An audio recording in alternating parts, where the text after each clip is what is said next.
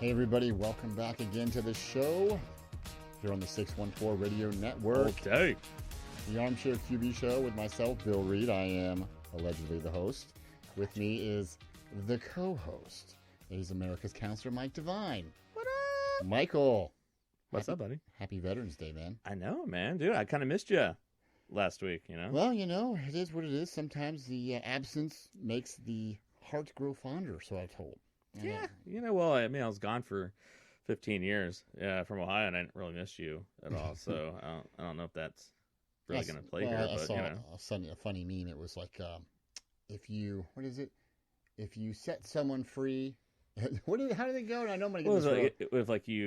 If you set somebody free and they come back. Yeah. Fuck, I don't even know that. It's like one of those adages I probably should have paid attention in school, maybe a little bit. If you set someone free and they come back, set them on fire. That's awful. It is awful. But hey, man, like I said, I'm in a good mood here. We had a good show on the Gray Matters show with your dad. God, the professor kills it, man. He does. He really does.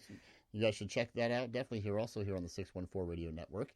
You're talking about Veterans Day, man. I know, dude. Yeah, it's funny. I remember a couple years ago trying to figure out what is the difference between like Veterans Day to Memorial Day, and so it is Veterans Day, and it's that's the day we're supposed to remember all of our veterans and all the sacrifices that they've made, and man. It's selfishly my favorite part about the American holidays are per se like Memorial Day and 4th of July and things like that is the plethora and the marathon. Yeah, the marathon of the war movies. Oh, dude, there's that always we get amazing on TV war movies on. Oh, absolutely. I mean, everything's on demand now, so it's not as special when it comes to the movies end of it as it used to be. Like as a kid, you would know that hey, on Independence Day they're going to be showing Independence Day they're going to be showing certain movies like that you love that you grew up in. Now it's what. You've seen a lot of war movies like I have, and we're both kind of history buffs. God, I love war movies, what would man. if you had to choose one war movie, what would you say the greatest war movie you ever saw was? Man. Strictly in your opinion, of course.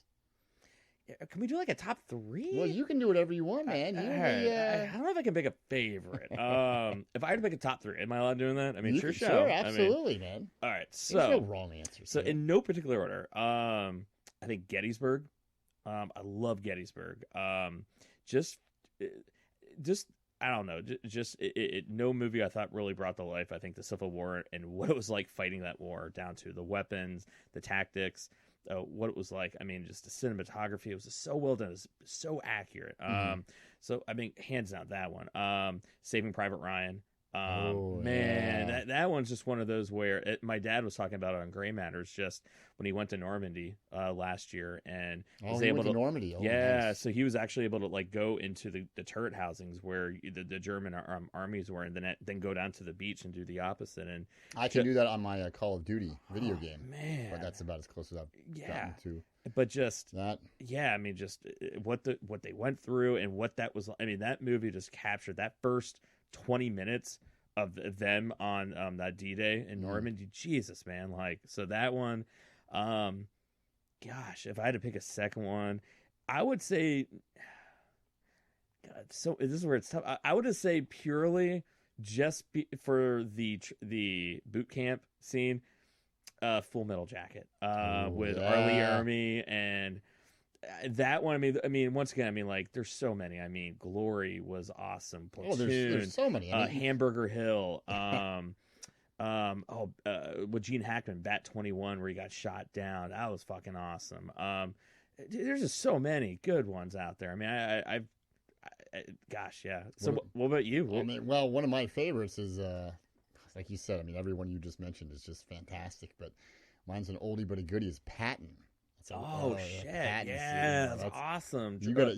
Was it George C. Scott? Yeah, you got to invest some time to get down on some. It's like Lawrence of Arabia long. Like you got to really want it. When I worked at Blockbuster, it was a double VHS. So you're like, wow. Oh yeah, absolutely, man. But I tell you, my all time favorite. That's a tough one. I would say my all time favorite war movie would probably have to be Apocalypse Now. And, dude, how did I forget that one? There's that's another long one, a great one. That's But I'd say I think the more specifically is the scene towards the end with Colonel Kurtz when he's talking about the horrors of war and just the speech he gives, and he's talking about drenching the water. Well, right, very slowly, Yeah. and he's talking about Martin Sheen's character is talking about how it smells of death and malaria in there, and then the cave he's in, and he's going. Colonel Kurtz is mentioned about the pile of little arms after they've been inoculated from polio, and just that whole speech, that whole scene was just. I mean, the whole movie's fantastic. Oh yeah, but dude, yeah.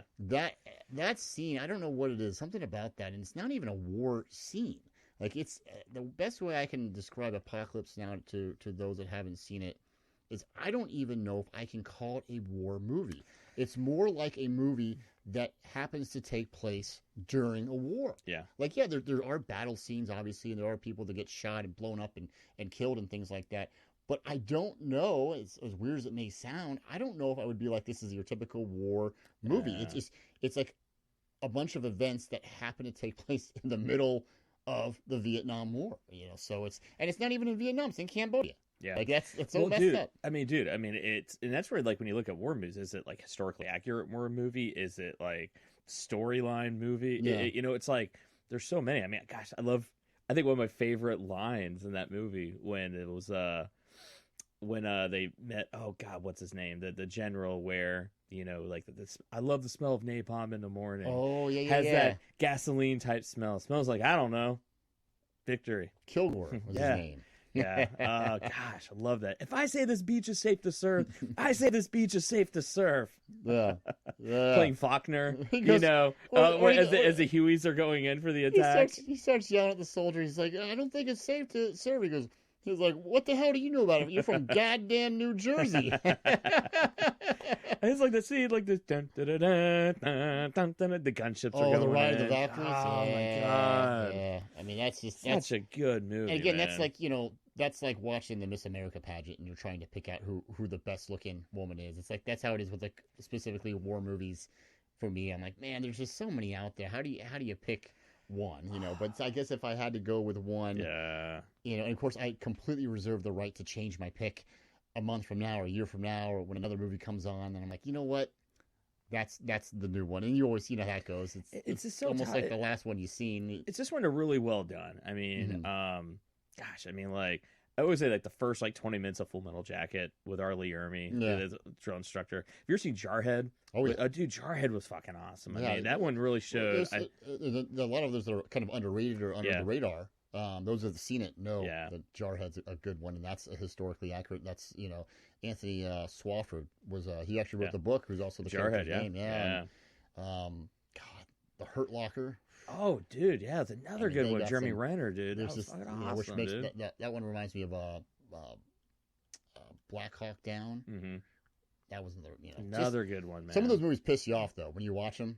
Oh, dude, without a doubt. Like Black Hawk Down, I have a hard time to this day watching that movie. It pisses me off. It's just one of those things where it's a good movie, you like to watch, you love it, but then you hate it too. So it is what it is. It's war. So.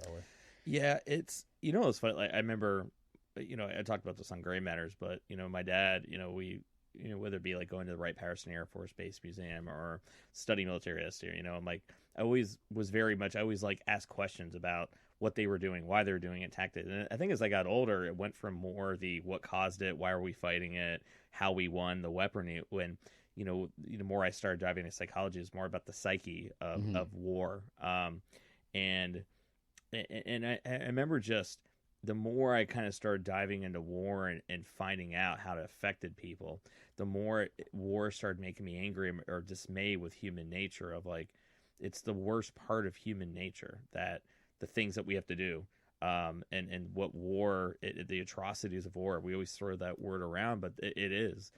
Atrocities of war doesn't even do it justice. The horrors of war, like I said, like what Kurt said. Exactly. That's what reminded me of it. It's in those movies, I think when done right, it really captures what it's like. And a lot of people like, for it's, wow, that was gory, but it's like, that's war.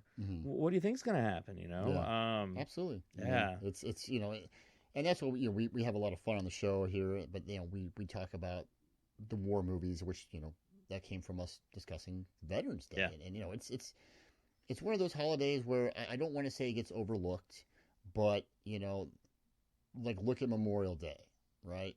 For example, a lot of people, some people, I should say, they don't look at it as a time to, honor those that have fallen in battle. Some do. Some people look at it as, oh, it's a 3-day weekend.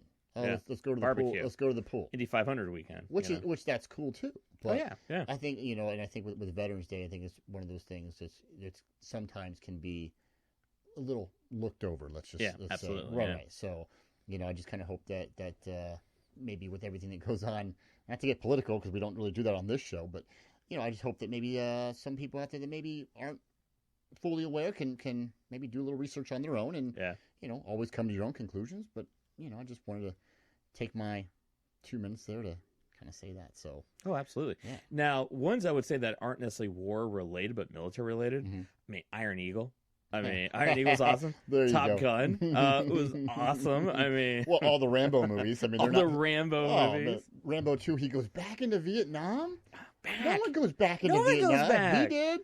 Man. My dad didn't even want to go back on vacation.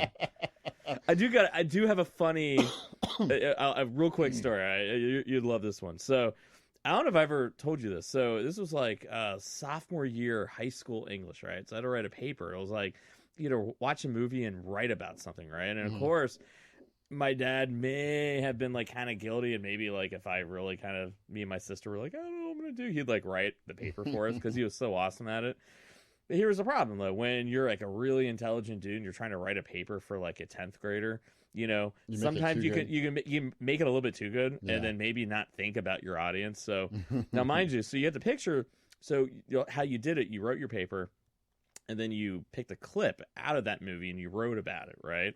So my dad decided to go, I'm going to write about the My Lai massacre in Vietnam, where basically, for those of you who don't know what the My Lai massacre is basically a bunch of soldiers in Vietnam. They kind of had a bad push kind of far, and then just pretty much killed an entire town of innocent Vietnamese, right? The scene now was portrayed in the movie Platoon, where literally guy's brain got, I mean, it was the most awful. Yeah. So that's what my dad wrote about, and that was a clip. So you can imagine Mike, 10th grader, going, I wrote about the massacre at My Lai. Here's the clip. And you would, you would just say that, it's historically accurate. Historically accurate. It might be tough to watch or read about, but yeah, it happened, and you're in a history class. Were you in English class? It was English. Oh, it wasn't even history, man. Damn. Yeah, and I thought it was a great paper. But then, as I'm watching it in a class, the gravity of what I was showing to the class, and I'm like, oh my god, I'm so fucked. Like they're totally. I knew I was fucked. And the best part was the uncomfortability of the teacher watching this, but they didn't stop it. They just let it roll. But you can tell the teacher was like, "What the fuck is this guy showing us?" Like, yeah. Thanks a lot, Dad. Way to. That's what he probably was did on purpose too, like to teach me a lesson. Nowadays, you'd piss some people off. Oh, dude, I would be suspended, man. People would be triggered, and it would be a whole thing. Gaslighting, man. You know what? Some people are really pissed off nowadays, and myself is probably included. Is the NCAA? What's your thought on them? They're I don't know. I mean, they're having some issues. I mean, they always have issues, the NCAA, but I mean, I feel like lately they've been kind of taking some lumps. Some of their own doing, they're just kind of the middleman. Like, what's your take on what's been going on here the last few days to a week with the NCAA? I think I think the ones you're referring to, we got what's his name from Memphis, right? Yep, Wiseman, James Wiseman is his name, the phenom. Yeah, who's just been ruled ineligible. Yeah, by the NCAA because they have labeled Penny Hardaway, the head coach of Memphis, who he plays for, as technically as a booster. Yeah, because he gave him money to help him move. He helped the family move. I believe it was from Nashville to Memphis. Yeah, or loaned him the money. I think it was kind of a chase in. I think he may have loaned him. I don't know that he gave him the money. I think he might have loaned him or helped him or something. Yeah. And this has been going on back and forth for a while behind the scenes. And at first it was like the NCAA was going to rule him ineligible, but then they sent a letter saying he was eligible, right? And then they came back, and then they were like, they said, well, actually, we didn't mean to send that letter saying he was eligible. He's actually ineligible, but we're going to go ahead and we're going to go ahead and still, let him play because we made the error. And then they came back later on like, So now he's ineligible. yeah, they came back a few days ago and were like, actually, you know what? He's ineligible. So he sued him. The player sued the NCAA. Yeah. And said, this is messed up. And they got an injunction from a judge saying, you know what? The guy can play. So against the NCAA, who's still saying, don't play him, Penny Hardaway, he played him. He just said, you know what? We have an injunction. We're going to play him. We'll see in court. We'll see. Nobody's Which ever is really ballsy. Because, like, in racing, if you were to do that, let's say black flag, and let's say you're like, that was wrong, I'm going to protest it, they can disqualify every lap then, and so it's kind of like a ballsy move. If they end up losing this, yeah. I mean, the player, he's a potential number 1 overall pick in the NBA. Yeah, he's a beast, he's a man. stud. Yeah. I mean, he's that good, that much, talent. I mean, he is. But, I mean, for Memphis, if you're trying to have a season, and granted, you clearly need this guy. He's that good. It's almost like stronger to stand up to him and be like, no, because they do have an injunction. They have a judge, but if they end up getting ruled against long term, every game that this guy plays in could be forfeited. So if they end up going to the Final Four or winning a national title or something like that, ballsy, man. Which they could be in the hunt for it. I mean, it's just. Now, from what I understand, Chase Young's situation isn't much different. From what I understand, they fell in tough times, borrowed money from a family friend he's known from his whole life. No, it wasn't his whole life. He just met this family friend. Oh, okay, so that's where, I don't know. Yeah, it was right the summer before he went to Ohio State. And did he pay it back, or he paid it back? Allegedly, it was the story that's coming out there. I mean, Ohio State, they're keeping him out. The rumor is, and I don't know where Herb Street gets it, but probably from his inside sources, but was they're expecting a 4-game suspension. But the skinny on it is, as of right now, until more information comes out, was that Young had borrowed this money from a family friend that he had met the summer before he went to Ohio State, and I don't think they've disclosed the amount yet or anything like that. Or you better hope this guy isn't an agent, because you're going to be that's the death knell, right? If he's an agent, you're done. And they haven't said how they reveal that he borrowed the money, but he supposedly has paid it back. But I guess the money was so he could buy his girlfriend an airplane ticket or something to go see him play in the Rose Bowl, and that's what it was. And so people are upset because not at him, but it's look at the NCAA, he can't even afford to send his girlfriend out to see him play. Yeah, and his biggest game to that date, the Rose Bowl, and that's the problem with the whole system. And that in of itself should show you it's broken. Yeah, and these players aren't getting paid. Recently now they're kind of starting to clear the way for these players to use their likeness now, so you can bring back the NCAA football game. So how's that going to work? Because I've read about it, but funny you say that. So the way it all ties in here is what I'm coming to is the NCAA, are they losing their grip, so to speak, on power?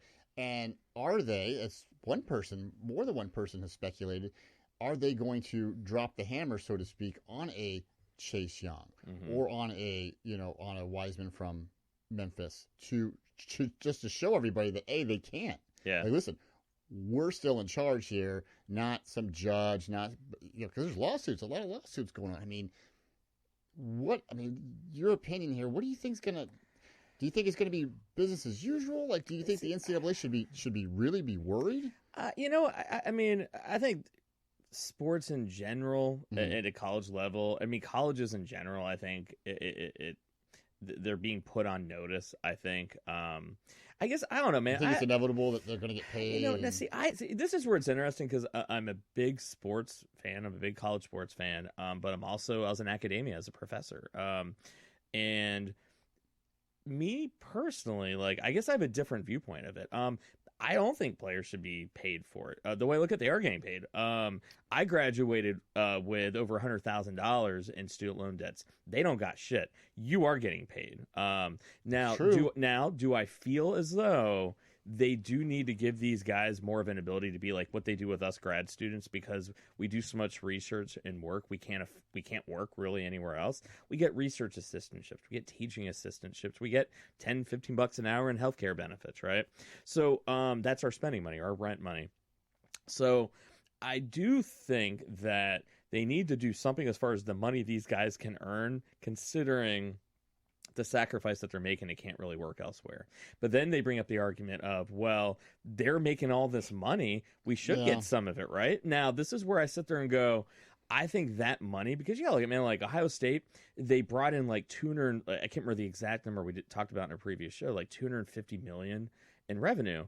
But the thing is, their budget was 268 million. So the thing is, it's like, well, it's paying for this, but all the booster money. My thought is the money that all college sports are bringing in, I think they should earmark a big giant percentage of it rather than going right back into the athletic department. It needs to be given back to the university to lower the cost of tuition for the students. There you go. There's a novel idea. I think that's how it needs to be. It doesn't good luck getting that ratified. But the thing is, that's how it should be. That's how it should be. I can see that. That's what I think should happen. But I don't think it's going to happen. So I understand the players are going, well, we're putting our neck out. But dude, you are getting paid.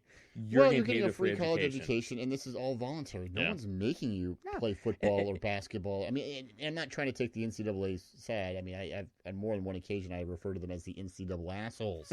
And obviously being an Ohio State fan as I am not thrilled about this Chase Young situation. Strictly being, and I think this is the source of my frustration, is a lot of fans of college athletics is the NCAA does not always have a tendency to, when they deal out punishment, so to speak, they're not always equal. It doesn't feel like it's equal. It feels like it's, you can have two athletes from two different teams, commit almost the same penalty, or two different teams in general commit the same penalty, the same foul, and it's not always the same ruling. You're going to have, they had a player, I think, from Kentucky, not too long ago, who had a similar situation, had taken a loan out, paid it back.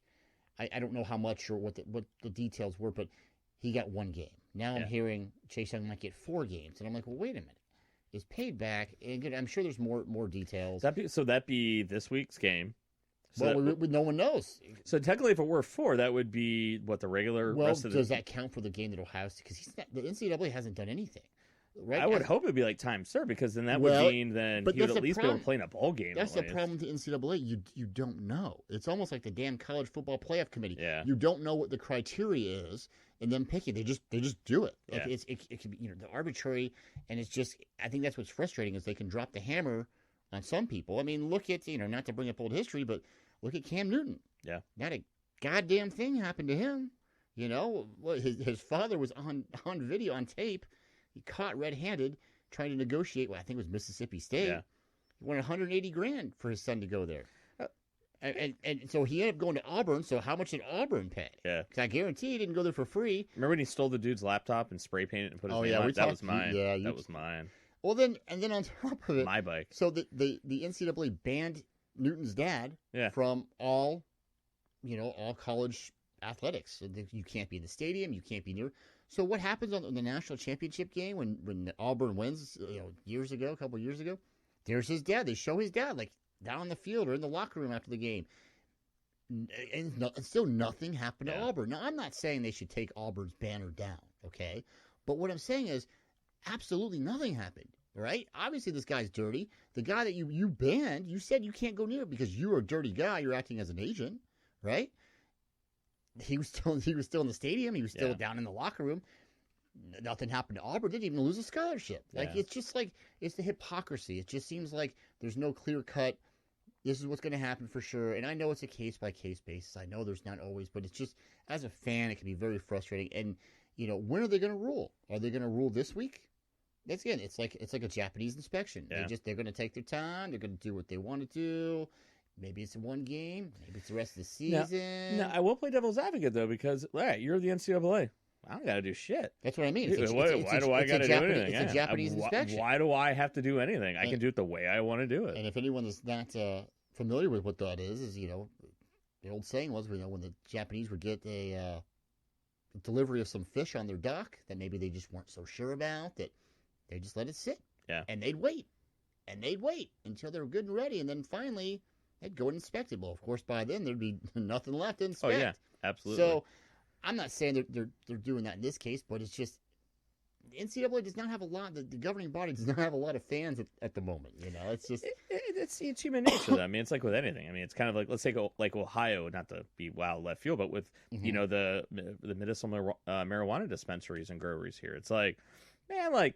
It's like, well, yeah, we're going to open it up, but then it's like, we're going to charge you $20,000 just to apply an application. Yeah. You need to have a couple $1 million on the books just to get approved. And it's like, that's fucked up. I can't believe that. It's like, well, we're the only game in town. We control it all. We can make, if you want to do business, this is how it's going to be. So tough shit.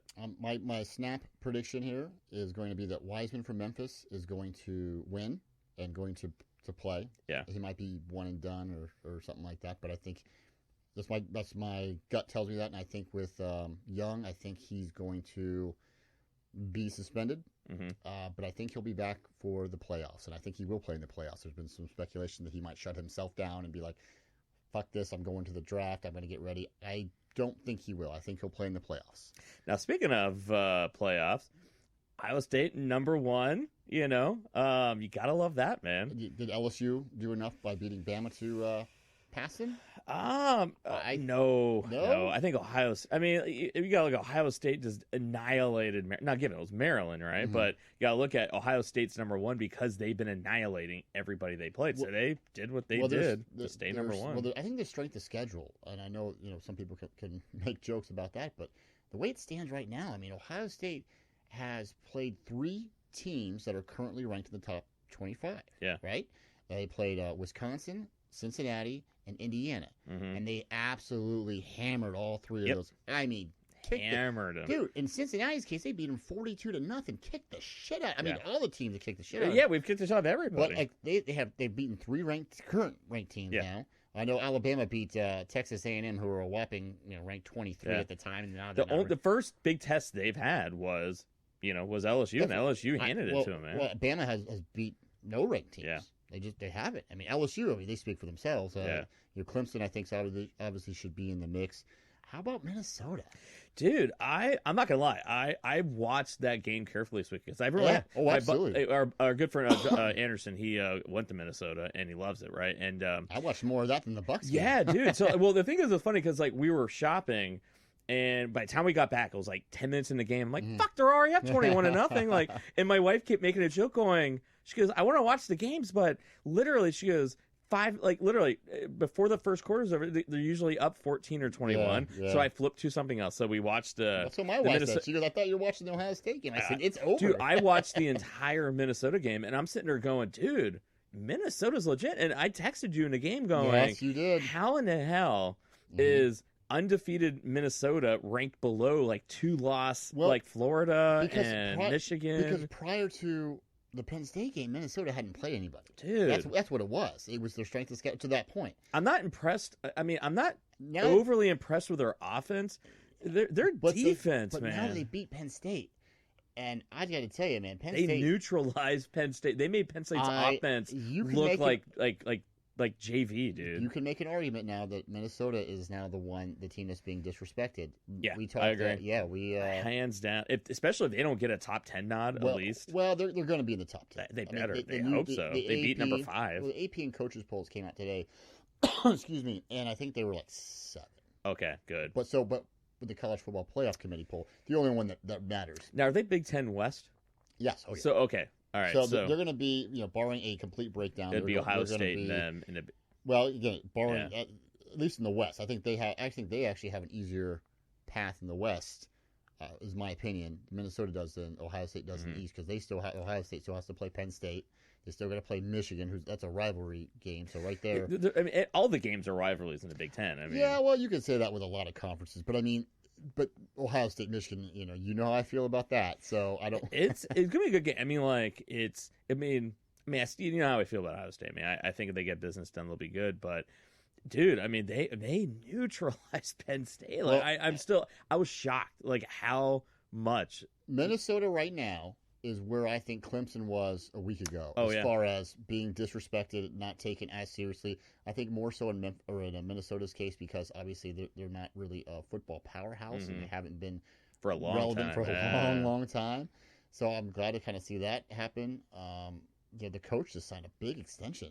Yeah. PJ Fleck like a week ago. And He was a Treshel coaching tree kid, well, wasn't he? They were joking that they were like, shouldn't you give this guy the big extension after he beats Penn State? Yeah. Assuming that he wasn't going to actually beat Penn State. And I was Yeah. like, yeah, why do you give him the big extension before that?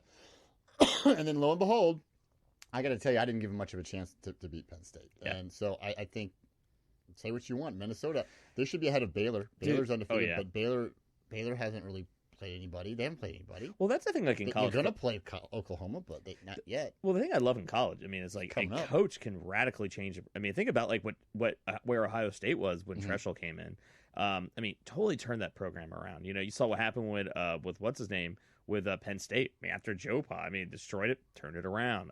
See with this guy, turn it around. Alabama with Saban, turn it around. I mean, it is really cool when you see a coach come in and just totally change that culture, and it's infectious, man. So that was exciting. I mean, that was a really exciting, awesome game. The LSU Alabama game was awesome. I mean, we went to dinner. It was my sister's birthday. And, like, I went from thinking, like, oh, man, dude, LSU's killing. I'm going to destroy it. By the time I sat down at dinner, going, dude, Alabama's making a comeback here. I'm watching it going, you got to be shitting me. Yeah. I was like, I did the same thing at halftime. I was like, yeah, I got to tell you, the first half is exactly what I predicted. I did not think that Alabama, part of me. Well, to his leg, man, it's going to take about, like, a half just to warm up. Even if he was healthy, I really thought that LSU was their offense was just going to basically run and gun Alabama. Yeah. Like that's all it was. It wasn't that Alabama was a bad team. I was just like they can't keep up. They just couldn't keep up with it. And so at halftime, I was like, I didn't expect it to be like that much, but I was like, I kind of thought that's kind of a little bit what I expected. Yeah. Now I did not think that they were going to come back and LSU was going to kind of struggle in the second half like they did on offense, but made some good adjustments. Alabama had a good punt. I think it was a punt return, and that's special teams. Tua fumbled on his own. You can't blame the leg on that. I don't know what the hell that was. Call me Mr. Butterfingers. I tell you, man, I was like, come on, dude. So Mr. Bones over here. I mean, he could have had a better job of holding on to the ball. It is what it is. So we'll see how it all plays out. I mean, it's exciting time, dude. Yeah, I'm excited because I think it's like there's a concentration of the good teams in the top 4 or 5. So if the top 4 or 5 is as good as we think they are, what's your updated right now playoff prediction? All right, so I still think Ohio State number 1. I think LSU number 2. Well, not even who's 1 or you can give. What one say or two. top 4? Just give me Ohio 4. State, LSU. I think Clemson. I mean, they don't have anybody in their conference. Yeah, exactly. It's tough to say, but I think they are being a little disrespected. I don't think they're gonna be left out. No, hell no, no way. I just don't see it happening. And honestly, dude, I mean, oh God, I mean, do you? I mean, Minnesota. I almost want to say just how much they neutralized Penn State. Like, I really thought Penn State was a legit number 4, and dude, they handled them. And that's who you think should be in the current projection, not who's going to actually go. Not who's going to. I think current projection. Okay. Just like far as state of the teams that are playing the best ball right now. Yeah, I think it's tough to argue with that top 4. I hear you. Yeah. Okay. I definitely disagree. If Alabama's still in the top 4, I mean that's going to kind of be a joke. Like they're still saying, oh well, they could be this and that. I'm like, I just don't see that happening. Now, do you think a healthy Tua that it would have been a different result? Because that dude, I don't like the dude, but hearing the surgery that he had to go through in the 3 weeks, I'm like, dude, that dude's a baller, man. I think LSU still wins that game. I still do. You still think they do? I think they do. I could be wrong, but it is what it is. Like we talked about before, there's other factors that go into it, but I think LSU still wins that ballgame. So I do think what's interesting, I think there's a shift going on in NCAA, just like what happened in the NFL. A lot of RPO, a lot of play action, a lot of and you're starting to see the pro style offenses in college. Those are the teams that are rising to the top, and I think teams like Alabama, who kind of run more of an old school kind of way of running their offense, are going to be. I think they're going to start really falling down unless they adjust for the times. And when you have teams like Saban, who's like the god of the team, where it means that you're going to almost have to hand off play calling if you're going to adjust. I think if you're really going to see if these teams don't really adjust, it's going to be the pro style teams that are doing it. It's all these young coaches that are coming in. I mean, look at Ryan Day. has done with Ohio State. I mean, because he was in the NFL a little bit under Chip Kelly. That dude literally has brought a pro-style way of executing a team, and that's why they are annihilating everybody. You saw it with Minnesota, RPO. If he wasn't coaching Ohio State, he'd be the coach of the year. Oh, yeah. But, you can't. Yeah, I mean, with Minnesota, the coach, that's a pro-style, RPO-style offense, and it's like, I love watching that. I hate spread offense. I love that pro style, and those guys are bringing it. So I'm super excited for the playoffs. I mean, it's so exciting being back in Ohio and actually getting to watch Ohio State regularly again and watching Big Ten, because I hate the SEC and the ACC, and that's what all we had in Texas. So see, I don't hate it. I just don't like it. I don't know. I hate watching. I know I have the SEC network with the new cable I have. I'm actually getting more into it than I ever have, because I like watching good college football matches, period. It doesn't matter who it is. And I'll root for teams or root against teams, or you know how that goes. But, I enjoy it. Like I said, this LSU-Alabama game, man, I was looking forward to that all week. Oh, dude, who was it? That was going to be like, dude, this is going to be like one of the badass guys. Yeah. I was looking for, the Ohio State one, I was like, all right, they're going to score 60 or 70, right? But it was like the two I was looking for was Minnesota, Penn State, and Alabama, LSU, and it was as advertised. It was an awesome football weekend. Just because the Eagles, I usually get it's a letdown when it's a bye week, so I'm like kind of going, oh, it's football weekend. But the Saturday game saved the football weekend for me because it was just that good. So I want to give you a number. A number, okay. And tell me what this number means to you. 158.3. Do you know what that relevance is? Lamar Jackson's perfect quarterback rating score today. Damn, check out the big brain on Mike. Boom. Yeah, dude. God, what do you think about Lamar Jackson? What is your honest thought? Because dude, he's a stud. He is the man. Yeah. He did something that only one other man in the history of the NFL has done, Ben Roethlisberger. He has now 2 perfect passer ratings in 2 different games in the same season. Only one other man. Isn't that amazing? Since they started keeping this stat. What do you think about it? You're going to hate on him? No, I'm not going to hate on him. Is this going to be after you hate on Andy Reid? I'm not going to hate on him. Okay. I'm not going to hate him. Number one. All right, so I will admit, I busted our friend Chavo, who's been on the show. He drafted him, how awesome he was going to be. I busted him. I'm like, Lamar Jackson, I mean, he's a fucking running back. And I didn't think the dude could throw. I didn't think he was going to be a decent quarterback. And so I will gladly admit that I was radically wrong. But how good he is, all right? You hear that, Chavo? Now, on the air. I am going to do a flip side of that, though, okay? Uh-huh. Here's the thing, though, about him. And you have to go with history on this one, all right? Jackson or Chavo? Jackson. Okay. All right. I don't want to go into... Just want to make sure we're talking about, I want to make sure... It's like the therapist couch episode, But no. If you go back, like any quarterback that plays the game the way that he does, they can never stay healthy. That's a good point. That's the thing. I mean, yeah, he has a perfect quarterback rating, but the thing is, there's a different quarterback rating between a Tom Brady perfect quarterback rating, which would be 5 touchdowns, 453 yards, and maybe 2 incompletions, right?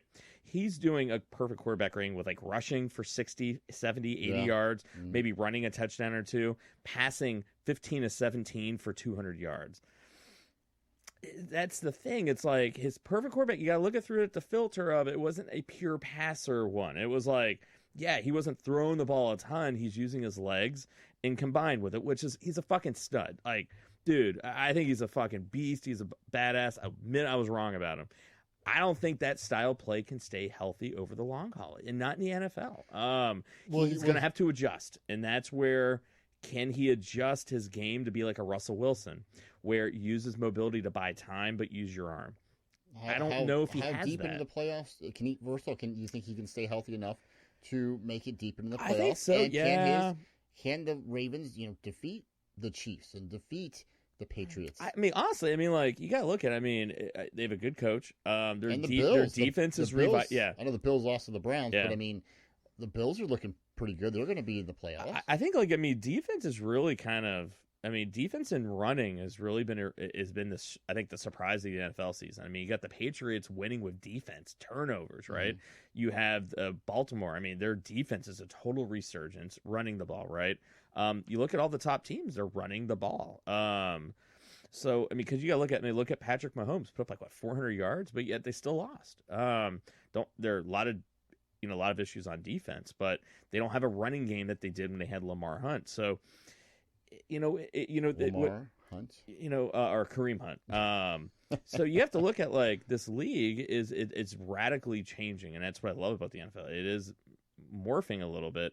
I think Lamar. I mean, I don't know. I think he can. I don't know. I think Lamar Jackson. I think he's going to take this team deep. I don't know how they're going to perform in playoffs. You'll have to see, but I think they're going to make a deep run.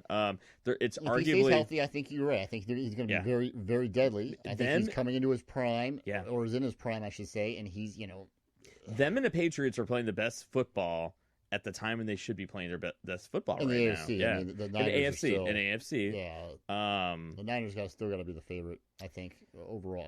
For me, I agree. I don't know what Vegas is saying, but I mean. The only thing you don't have with San Francisco is that playoff experience. That is a whole team and a coaching staff that doesn't have it. I'm not saying it's necessary, but I always say, like, when you're in the playoffs... Your cat's so offended he just left. He was like, you know what? Daphne's like, fuck this, She's like, right? you know what? You don't know what you're talking about. I'm like a 49ers fan. You know what the fuck you're talking about, dude? You and your fucking Eagles. Why don't you go, like, yell about, like, Andy Reid some more, bitch? Sorry, Daph. But I always look at, like, that was the one thing that... I always look at in the playoffs, making a deep run. That experience counts. But I mean, there's no one really on the NFC that I'm like super enamored by besides the 49ers. So I mean, and I'm an Eagles fan. I'm saying that like I don't see much competition for him right now. Seattle is kind of back to being Seattle, which especially with DK Metcalf, dude, that's opened up that offense big time. I mean, who else do you got in the NFC side that's scary? Well. The Seahawks. I mean, did the Cowboys even win or lose tonight? They were down 21-0 or 14-0 or something before we started recording. I think we still got some ball to play. So I mean, it's halfway through. I mean, like this is to me just when the real team starts showing up. I mean, you got, the Vikings looking pretty good. So it's you'll cut it down to who the So the Vikes won. So the Vikes beat the Cowboys. I mean, like Packers are very inconsistent. Packers. As a Bears fan, I'm so tired of the Packers. The Rams are a fucking shell of their former self, right? Dude, the Rams. What the hell? Dude, they got figured out. They have not performed well since Belichick exposed them in the playoffs, and they have not been good since there. Everyone, they figured McVay's offense out. Yeah. The same thing that happened with Doug Peterson is that when these innovative young play callers, they got figured out, right? So that's where any good coach is that how do you then start playing when people figure out? Bill Belichick is always changing how he does things, right? So this is where all these young coaches are at. Doug Peterson is with a struggle right now of his play calling this year. McVay totally has no idea what to kind of change. So, that's all that happened. So, that's where it's interesting, and that's where you look at what's his name with San Francisco, Shanahan. Shanahan, Kyle Shanahan is that young guy. People are seeing it for the first time. Is he going to get figured out, and then how do they adjust? McVay is not. I would almost argue that the Rams are in a lot of trouble because here we are, week 9, and they're actually performing worse. And this is after a bye, I think. They're performing worse every week. Yeah, they came off a bye. That's correct. Ooh, that's not good. And it's not like you can blame injuries. They got everybody. We got everybody we need here. Yeah. I think we're going to go ahead and wrap this up. All day. We're going to wrap this up for this episode. I think before you get too animated anymore. I like the insight, though. Good stuff. I love the NFL, man. I love football, man. I still think NCAA is better, but you know what? It's all right, man. The football, not the organization. They suck. I tell you what, buddy. If they screw over my Bucks, I'm gonna be so mad. Dude, I will be right there with you, man. I know, but I'm gonna be so mad. I'm gonna be really butthurt. It's all right, man. We'll be right. We'll have a therapy session. Yeah, I'll counsel you through it, man. Right. It's a deal. That's right. On that note, we're going to go ahead and call it a day here. We will call it a day. For myself, for America's Counselor Mike Devine, you can check him out on the Gray Matters radio show right here on the 614 Radio Network. All day! Until next time. Never gets old. Until next time, for myself.